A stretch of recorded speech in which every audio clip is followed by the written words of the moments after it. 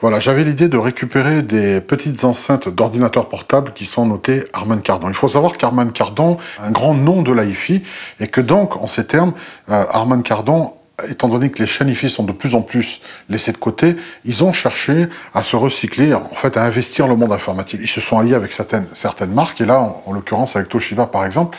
Et toute la série Toshiba a succès, par exemple, les satellites, qui sont quand même des machines qui sont assez fiables, eh bien, étaient tous équipés d'haut-parleurs Harman et Kardon qui sont en fait gages de qualité, voilà, d'un son de qualité. Et ça reste vrai quand même.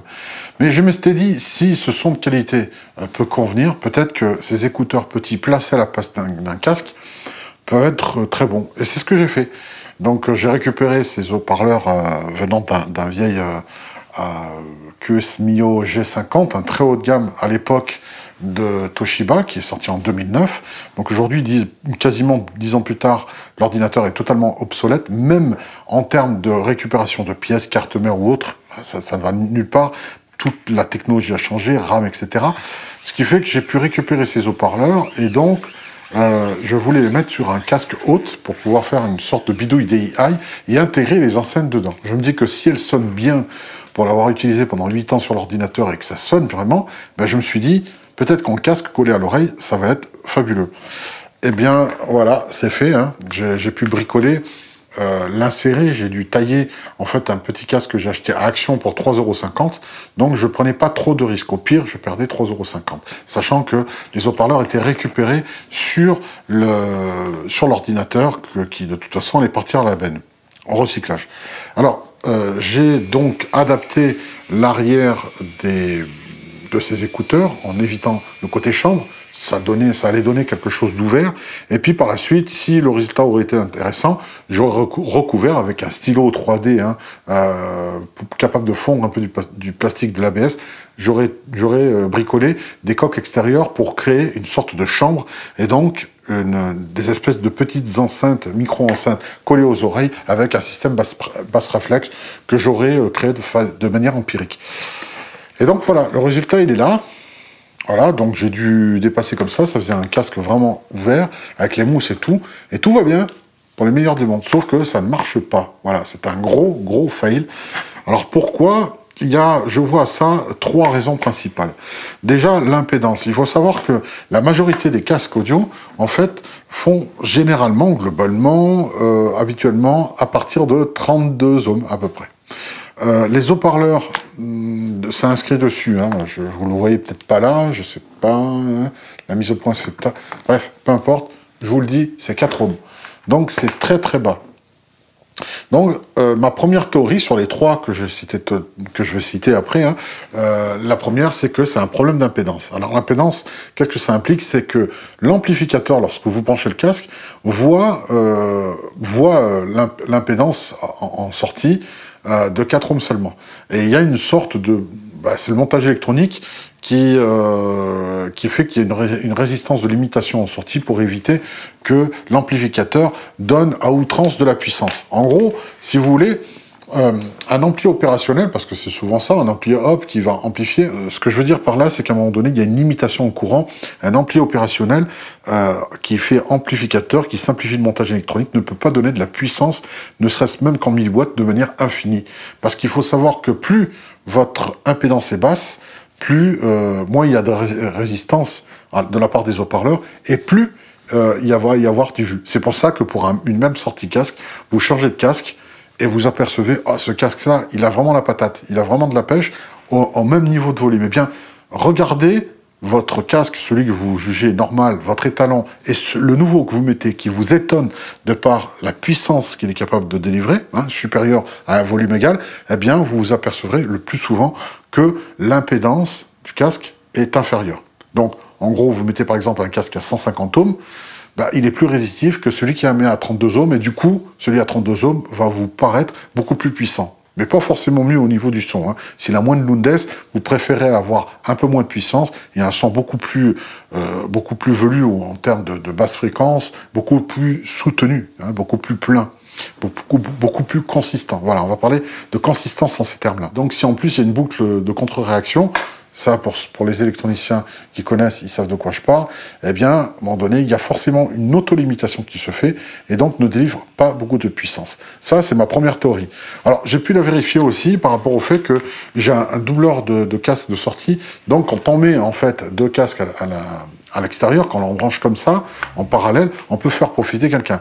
Si on a deux casques identiques, le volume sera pareil. Mais si on a deux casques différents, souvent l'un se plaint de dire « Oula, baisse », alors que vous avez le volume de manière, on va dire, modérée. Et là, c'est parce que les deux casques n'ont pas la même impédance. Il y en a un qui a un volume plus élevé et l'autre, avec une impédance un peu plus élevée, a un son beaucoup plus bas. Hein, ça explique les différences de niveau. Mais si vous mettez des deux casques identiques et qu'ils ont la même impédance, ben, deux casques de 32 ohms, eh bien, la loi d'Ohm, si vous divisez, en fait, c'est pas compliqué, vous divisez l'impédance par deux. Hein. Donc, deux casques de 16 ohms, ça va avoir l'équivalence d'une impédance globale de 8 ohms, tout simplement. Sauf que là, pour le coup, j'avais un casque classique, un Chaos Pad Pro. J'ai mis ce casque DIY avec les haut-parleurs Harman Kardon bidouille à 4 ohms, et forcément, la résultante de l'impédance globale, de la résistivité globale, si on simule ça avec des résistances, eh bien, la résistance globale est toujours inférieure, il me semble, si mes souvenirs sont blancs, vous voyez, j'ai même pas pris le temps de vérifier, hein, mais il me semble que la résistance globale est inférieure à la plus petite des résistances. En gros, vous mettez en parallèle une résistance de 250 ohms et une résistance de 8 ohms, eh bien la résultante sera inférieure à 8. Mais peut-être que je me plante, hein, c'est peut-être valable. J'ai vraiment pas pris le temps de regarder. Je triche pas, donc ne me tapez pas. Voilà, j'ai pas pris le temps de vérifier, je suis honnête avec vous.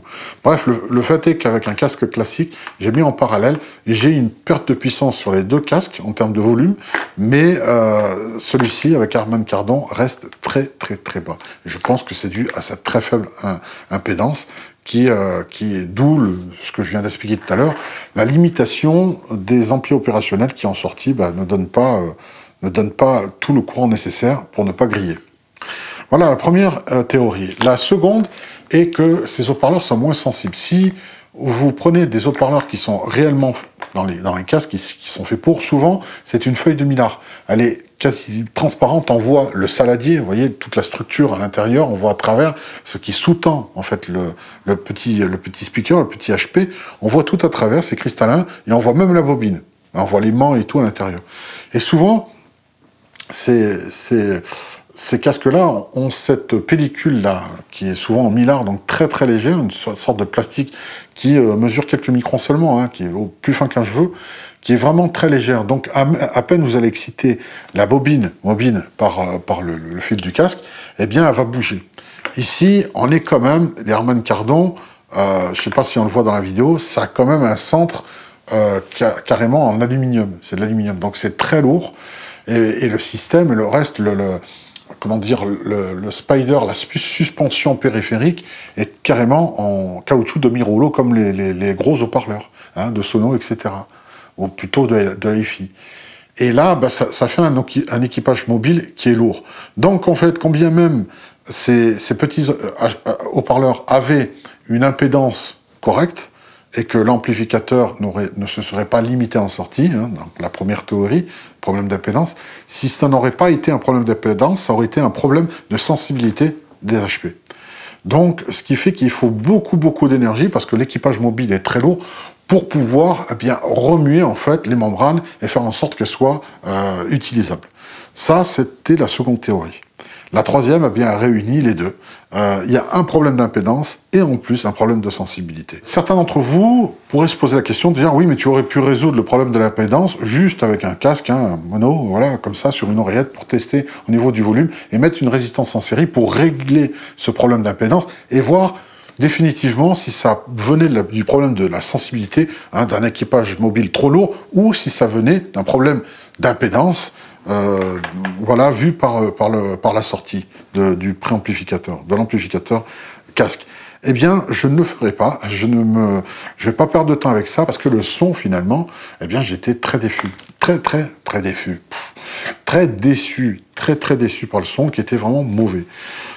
C'est criard, ça manque de grave. Mais au-delà de ça, les médiums sont imprécis.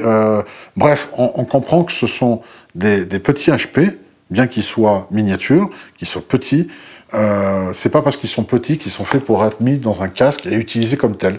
C'est vraiment de petits haut-parleurs optimisés pour des portables et à écouter à une distance raisonnable. À partir de 30 à 50 cm, c'est à peu près la moyenne auquel on se retrouve lorsqu'on travaille devant un ordinateur portable. Donc vous pouvez laisser tomber l'idée et vraiment balancer les petits HP qui vont avec, c'est-à-dire l'intégrité de votre PC. Voilà, je vous dis au revoir à tous les handicapés des reviews. Bye bye.